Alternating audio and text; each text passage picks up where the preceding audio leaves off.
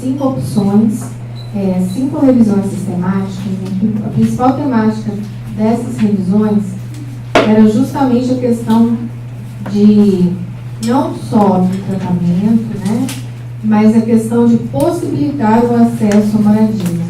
O que até foi citado pela manhã, a questão do first in house, né, que antes de se oferecer qualquer tipo de tratamento, adesão ao tratamento, primeiramente, a maior vulnerabilidade dessa população é o fato de estarem em situação de rua. Então, é a questão de a condição de não se ter acesso à moradia afeta negativamente a saúde das pessoas que vivem desabrigadas, porque além de viverem em condições precárias, elas têm menos acesso aos cuidados de saúde quando comparadas às pessoas que vivem em habitação estável. Então, isso foi uma revisão que ela até é citada, que foram 10 estudos selecionados.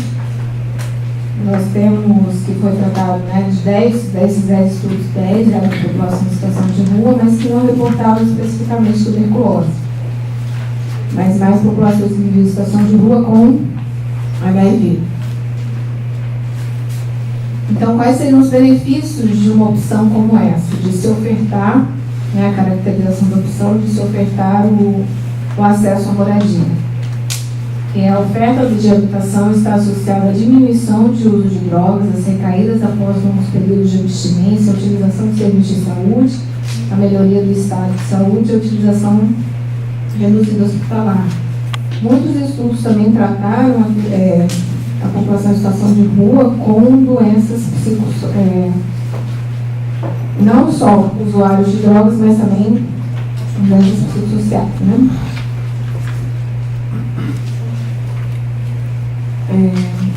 Quais seriam os principais danos? Foi relatado em uma delas que eram para doenças infecciosas, tanto para HIV quanto TB, que a questão da não adesão ao tratamento, há um risco de selecionar cepas resistentes aos medicamentos. Mas esse aí saiu errado mesmo, né? Esse aí seria um outro. Não teve. É o dom potencial dessa ação, não é isso? Não. São os abrigos, né? Na questão de abrigos, é isso mesmo. Os abrigos muito populosos, e aí isso provoca saída, dependendo da quantidade de pessoas lá. Como é esse abrigamento, dependendo de como é essa moradia, se ela é permanente ou pontual, porque moradia está no geral, né? Mas tem vários tipos de moradia. Então, o dano, no caso, é em relação às condições. É uma coisa que a gente seja até comentado isso de manhã, né? A qualidade dessas condições de abrigamento. A aglomeração pode provocar mais doença do que... Questão de custo e custo-efetividade, né? As intervenções associadas com o fornecimento de habitação permanente de apoio, quem não entra não só a questão da habitação, mas também as outras opções, né, que a gente poderia levar em consideração. Elas vão resultar em redução da utilização de abrigos, prisões, hospitais, tem estudos que eles incluem isso, principalmente com pessoas com doenças mentais, eles têm um acesso menor aos serviços de saúde como hospitais quando se tem uma habitação estável. Porém, é visto que há um aumento, vai ter um aumento do custo, né? Mas isso é resultante da utilização não de uma outra variedade de outros serviços.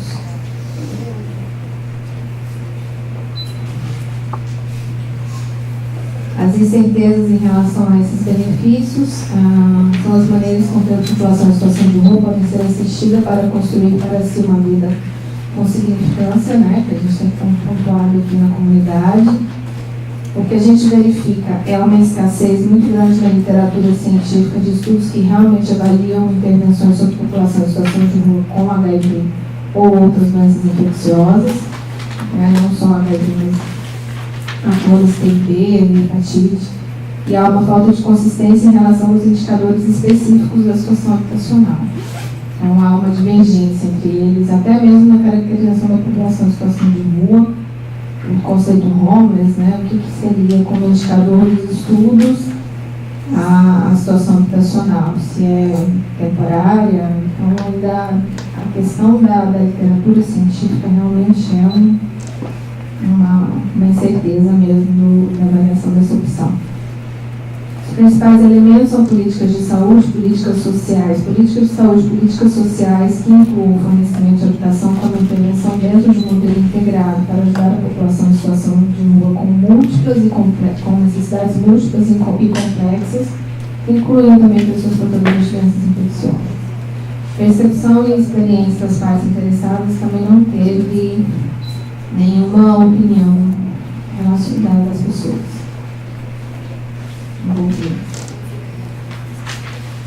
Então, a gente pode abrir agora para as considerações. Eu permaneço com a confusão com relação aos danos. Essa caixinha não está preenchida corretamente, é isso mesmo, né? Tá, é o dano da intervenção, então. Tá, beleza. Acho que eu só teria.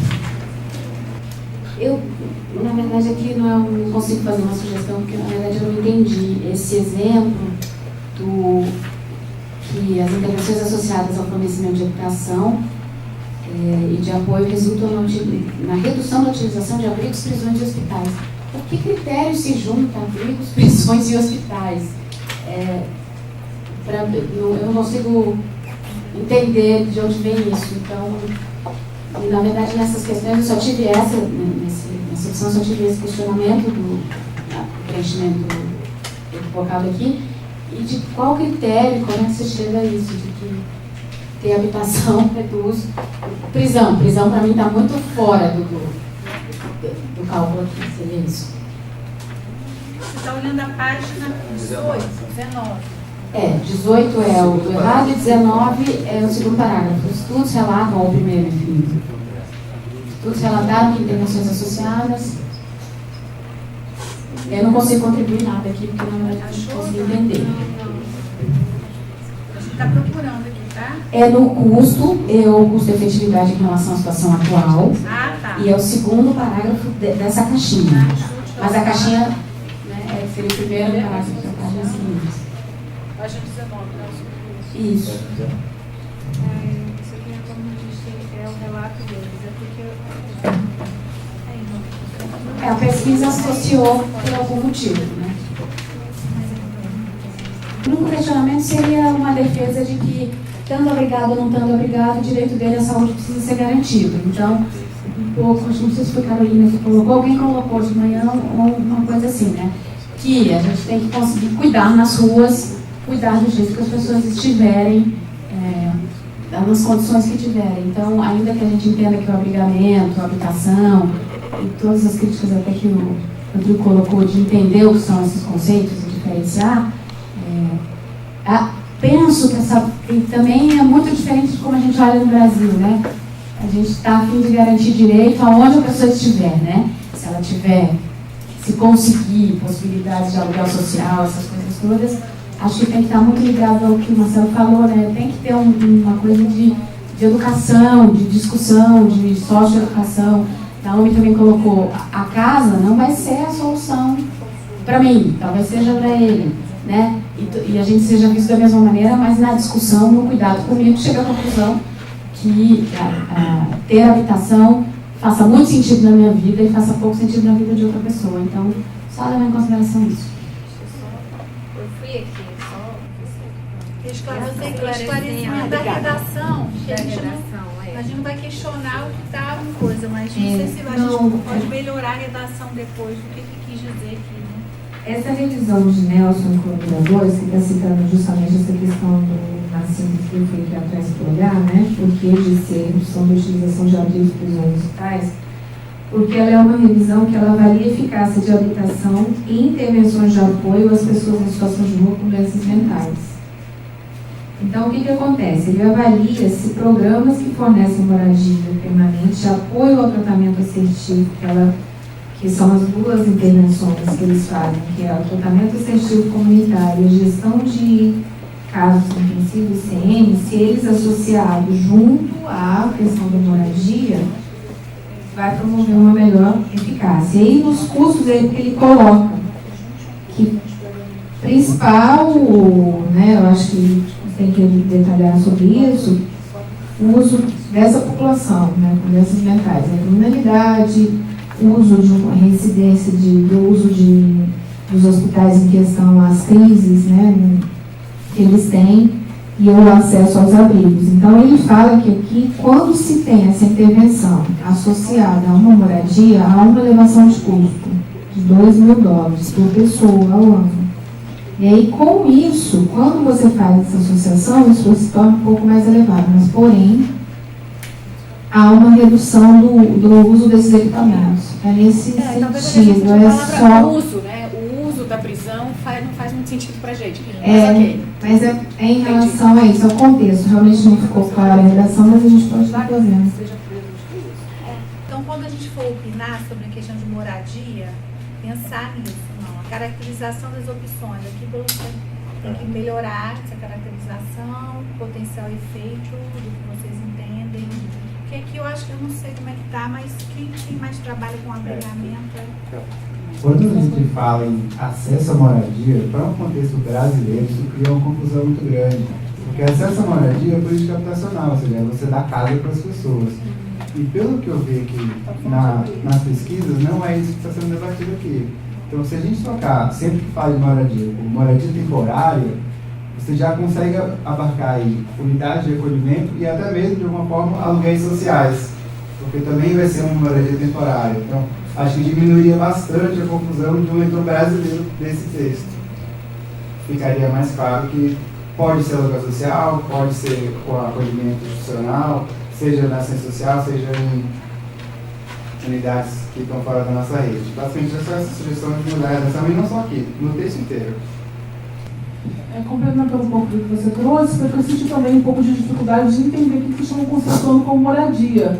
Porque eu pensei primeiro que era questão de casa, mas depois eu falei, mas abrigo é moradia?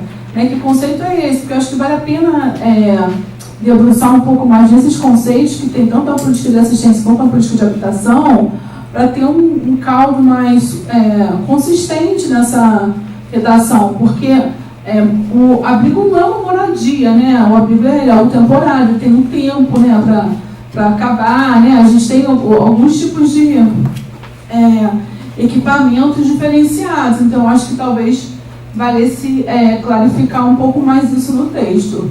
Que conceito é esse de moradia que vocês estão utilizando para fazer essa análise e criar essa opção? Eu virei porque eu estou com uma questão assim de método, que eu não sei se é pertinente em função do adiantado da pesquisa, do trabalho de vocês. Mas eu sinto muita falta, e acho que esse tema talvez pede aí uma exceção, não sei, de buscar alguns estudos que aí não necessariamente se encaixem no método de seleção dos estudos que foi feito nesse trabalho, mas porque a gente tem algumas experiências interessantes que já ocorreram e que eu acredito que haja alguns estudos. São Paulo trabalha com aluguel social há muito tempo. Tem outras experiências do Brasil afora. Então, não sei se para cá, para essa opção, caberia de repente trazer alguns estudos que estão fora dessa coisa da síntese, da revisão sistemática, para de repente dar esse viés que está sendo identificado aqui, né, as agências de habitação dos Estados Unidos, as agências de saúde dos Estados Unidos, por exemplo, fala um pouco da saúde, arcando com custos de habitação e tal. Em que medida isso é uma realidade que se dá aqui no Brasil? Como que isso pode ser pensado como subsídio para políticas públicas, para replicar ou para multiplicar políticas públicas? Então, eu acho que aqui é uma possibilidade, talvez, de flexibilizar um pouco, pegar alguns estudos aí. Eu vejo que, em que pese a questão da tradução, né, que a gente está considerando que é moradia temporária mesmo, que eu acho, né, que tem que clarear e tudo, mas e aí? O que vocês acham? Quem lida com isso? Quem vê pessoas em abrigos? Como que é? O que vocês, na percepção de vocês, efeitos, se, por exemplo, tem algum estudo, o próprio MDS, que tem uma carteira de projetos também que faz fomento alguns projetos avaliativos, vocês já fizeram uma avaliação desses abrigos, das repúblicas? Existe algum comentário, coisas? Porque assim, quem é que hoje dispõe de abrigos e repúblicas? São Paulo, o aluguel social é um exemplo. E tem vários nomes essas coisas, se vocês pudessem falar um pouco disso, eu acho que é legal. Não, a experiência do Brasil e o efeito percebido. Porque ali a gente está ali pensando, tá bom, moradia temporária pode ser a opção. Então tem várias modalidades, moradia temporária, né? Estou falando só da temporária, não estou nem indo para a política habitacional, que é uma coisa bem mais, sai da governabilidade das nossas discussões aqui. Mas então, e a experiência aqui? Que potencial efeito? Que utilidade tem essa opção? É aplicável? A aplicação, já falou um pouco. Vamos um pouquinho, gastar só mais um pouquinho de tempo com esse, só mais uma rodada aí agora sobre isso, pensando naquele roteiro, né? Sim, Flávia, eu acho que, assim, eu não conheço nenhum estudo específico tocado pela SAGE ou por um parceiro nosso que faça uma avaliação das opções que nós temos hoje de acolhimento institucional que poderiam ser trazidas para cá. Mas a minha experiência empírica, o diálogo com o movimento de população de rua, a gente tem algumas avaliações que talvez possam ajudar a gente a refletir um pouco sobre a qualidade e o desenho que está dado hoje da questão do abrigamento temporário, do acolhimento. Há uma certa avaliação comum entre os usuários de que há uma certa rigidez na oferta dos serviços, como se dão aqui, rigidez de horários, algumas exigências que são realizadas para esses usuários para adentrar nesses equipamentos. Essa é uma crítica muito comum que se escuta. A gente também tem uma questão do dimensionamento dessa oferta, que acho que é outro ponto importante, que não talvez possa ajudar, mas que hoje alguns gestores dos grandes municípios colocam como uma dificuldade, né, o que está tipificado bastante descolado da realidade, que está tipificado hoje como um padrão de acolhimento, ele é muito difícil ser alcançado pelos grandes municípios, que tem uma demanda muito grande, né? Falando de São Paulo, por exemplo, tem mais de 15 mil pessoas em situação de rua, se nós 16, mais de 15, né? Se nós tivermos que seguir a tipificação, você teria que ter mais de 200 equipamentos de acolhimento no município, e isso do ponto de vista orçamentário e tal, tem muita disposição dos gestores para fazer a coisa, e talvez para cair numa avaliação se de fato a lógica, e aí tem algumas questões a mais, por exemplo, uma visão etapista, que talvez permeia a prática, que não necessariamente é a visão mais adequada e que é criticada. Por exemplo, quem defende aqui a questão da habitação em primeiro lugar, né, housing first, problematiza muito isso, né? Que a gente, em alguns momentos, criou uma lógica de etapas, de que a autonomia do sujeito iria permitir que ele fosse enquadrado em situações mais específicas que exijam dele maior responsabilidade, né?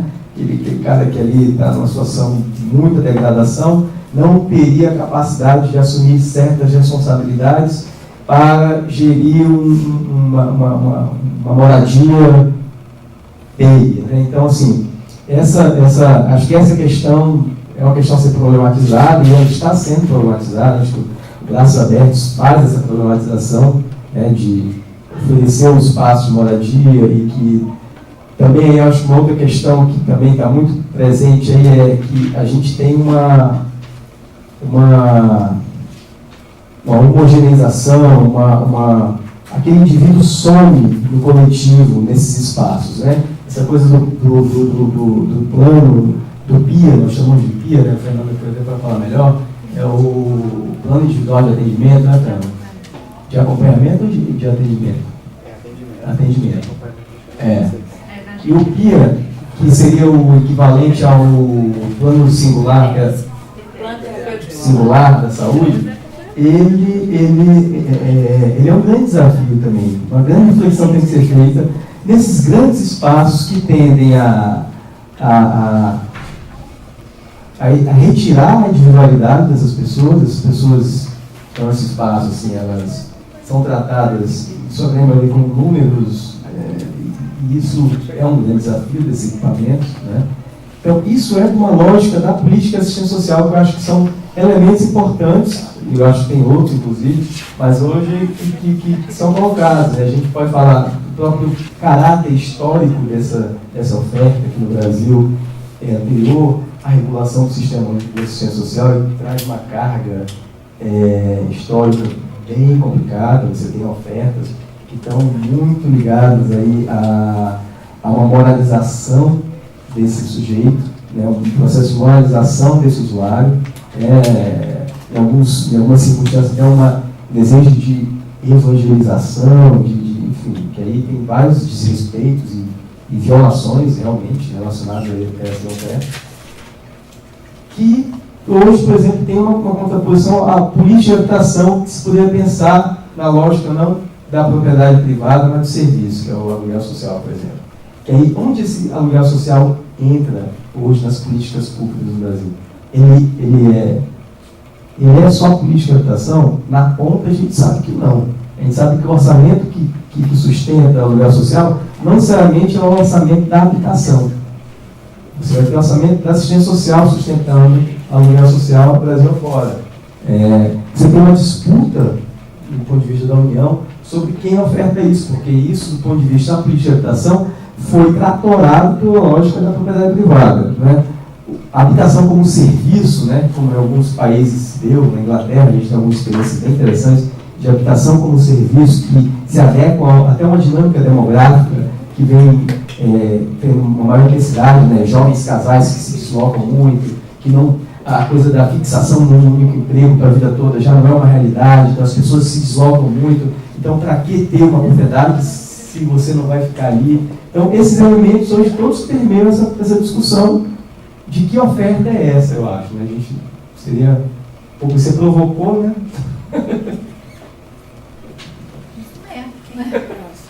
Uma das questões apontadas no texto é a questão da biossegurança. E já houve alguns comentários no sentido do Ministério da Saúde, do MDS, mas a realidade concreta impõe desafios complicados nessa questão. Por quê? A maioria das unidades é conveniada. E mesmo nesses convênios, existe uma dificuldade muito grande na alocação dessas unidades. Ou seja, você mal consegue alugar um prédio para fazer uma unidade de acolhimento para a população de rua. Para você conseguir garantir biossegurança nessa localidade, é muito difícil. O que acaba é que você tem abrigos superlotados, que muitas vezes são mais um vetor de transmissão do que um local de cura. Nesses casos, é importante que uma gestão sensibilizada para trabalhar com gradações no atendimento a essa pessoa em situação de rua que está com tuberculose. Por quê? Dentro das unidades de acolhimento existem muitos tipos de acolhimento. Você tem desde aqueles grandes abrigos que tem, às vezes, centenas de pessoas em locais pequenos. Você muitas vezes tem, no mesmo município, tem abrigos menores, com condições melhores de habitação. Depois, quando essa pessoa vai construindo mais os seus projetos de vida e superando uma situação de vulnerabilidade, ela pode partir para um repúblico, que é uma unidade bem menor, autogestionada. E, por fim, muitos municípios regulam o aluguel social como um benefício eventual também dispensado pela assistência. Se você pensar nisso como uma gradação que pode ser proposta e pactuada com aquele paciente que está em um processo de tratamento de tuberculose que demora bastante tempo, pode surtir efeitos nesse sentido, de você ir, entre aspas, melhorando o acolhimento dele como uma forma de facilitar com que ele não transmita a doença para as outras pessoas e também ajude ele a se recuperar de forma mais efetiva. Mas, assim, isso é algo muito local, que seria muito complicado pactuar nacionalmente. Mesmo, por exemplo, o benefício eventual, ele é de regulação exclusivamente municipal. Cada município prova sua lei municipal que disciplina quais são os benefícios eventuais e quem são as pessoas elegíveis. Mas são as questões que o abrigo ele é bom, mas ele também traz mais problemas do que eu acho que o texto deixa transparecer aqui. Porque nessa referência nacional, talvez as condições de segurança sejam mais adequadas, eu não sei. Não sei se já foi referido, acho que não, mas São Paulo, desde 2009, tem uma pactuação com a Secretaria Municipal da Assistência e Desenvolvimento Social. No momento que se tem um diagnóstico da pessoa em situação de rua, que consiga, com mais facilidade, uma vaga fixa para que ele possa fazer o tratamento, esses minimamente 6 meses, de uma forma um pouco mais digna, né? Nem sempre é tão redondo, né? Agora que tem um diagnóstico que se consegue uma vaga de 24 horas, uma vaga fixa, né? Naquele momento, né? Então, em geral, é feita uma adequação, que ele fique 16 horas, mas até conseguir a vaga fixa. Isto, assim, colocado, onde tem uma concentração dessa população, 52% da população em situação de rua, dos 15.905, ficam concentradas na região na região centro, né, onde tem a maior demanda, né, só que a oferta, a disponibilidade desse espaço neste território é bem menor. Né? Então, tem vários outros abrigos, né, em outras regiões implantadas, que nem sempre é o preferido por essa pessoa, porque ou ele está num processo, né, a própria vida, né, toda a dinâmica é construída na região central, até pelas ofertas todas para ele, né, ou porque ele está em algum processo de integração, né, de inclusão em algum mercado de trabalho. Estar deslocado da sua área traz uma série de agravamentos para essa pessoa. Então, essa questão de oferta, demanda no centro da cidade, na grande metrópole, é uma questão muito complicada e também isso tem a consequência também de uma pessoa com diagnóstico de tuberculose que está aguardando uma vaga fixa, né? Mas existe essa participação. Tá? Mesmo agora, né, na Operação Frente Fria, eu acho que ficou bastante na mídia, né, que a sociedade civil indicou, não tem vaga, não tem vaga na região central, né?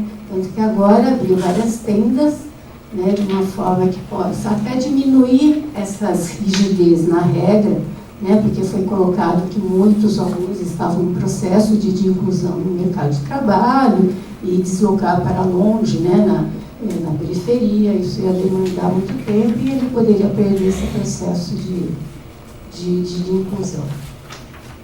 E aí eu não sei se a Naomi colocou, mas no projeto Pacto, uma das questões, né, uma das questões que a gente inferiu na não adesão ao tratamento seria a não assegurar uma moradia, uma vaga fixa, seja no abrigo, seja numa república, e no projeto demonstrativo Pacto ficou evidente que não necessariamente a habitação seria um instrumento, um fator fundamental, né? Conforme a referência de vida desta pessoa, não é esta a questão da moradia que iria assegurar o tratamento.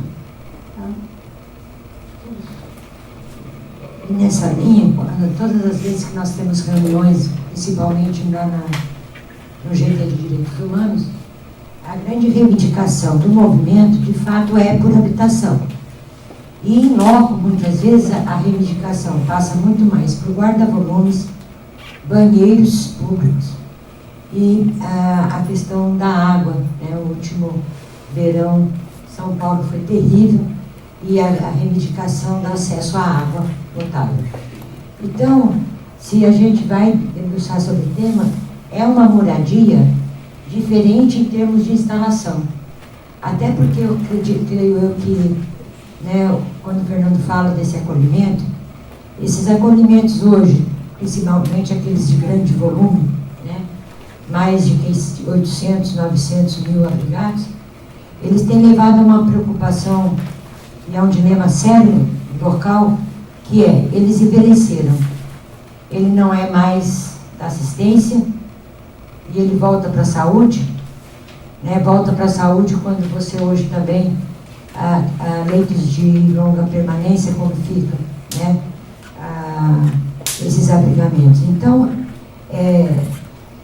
há de se discutir aí, nesses tipos de abrigamentos, essa lógica, né, uma lógica implementada no Braços Abertos, da autonomia, né, até levá-lo a, de fato, a conquistar o seu espaço e, muitas vezes, monitorado, acompanhado por um bom tempo nesse processo de reintegração social. E a outra discussão é de os altamente dependentes, seja nos hotéis sociais, que é outra opção, nós temos lá hotel social, os abrigamentos mesmo, é se repensar o cuidado dos que estão se tornando cada vez mais dependentes, 2, 3, dentro dessas instituições, né? Hoje a gente sofre, ela falou a prisão, né? Muitas vezes a saúde mental nos Estados Unidos é utilizada a prisão para fazer o abrigamento, né? E hoje a gente tem utilizado os leitos hospitalar ativo para fazer abrigamento de vários segmentos. Pop rua, saúde mental, com longuíssimas permanências, que deixa de ser uma moradia de 1, 2 anos. E aí você vem com esse movimento do leito hospitalar ativo, que, né, a questão de custo é elevado, como é que você mantém esse paciente lá dentro vários meses, quando não chega anos. E hoje o Ministério Público, acredito que também é uma força lá local para estar regulando, intermediando alguns diálogos, é uma presença que a gente tem por conta de que o hospital não quer, né, não dá mais para ficar com esse paciente não tem para onde ir, ele não pertence ao social, né, SMADs, a saúde também não pertenceria, e fica com uma situação de quem é e quem vai cuidar e como é que se implementam umas políticas específicas para esse segmento. Uma outra coisa que eu queria falar é essa coisa, né, do que o movimento muitas vezes fala, que ele não fala nem de moradia, ele fala de habitação mesmo. O movimento utiliza essa palavra habitação, né, e a gente tem colocado essa discussão, que é, né, esses itens que eles solicitam, que é o basic, né, guarda-volume, banheiro público, acesso à água, né, faz com que também a gente repense que moradia são outros itens que você pode satisfazer, que não precisa ser aquela coisa já estruturada na nossa cabeça.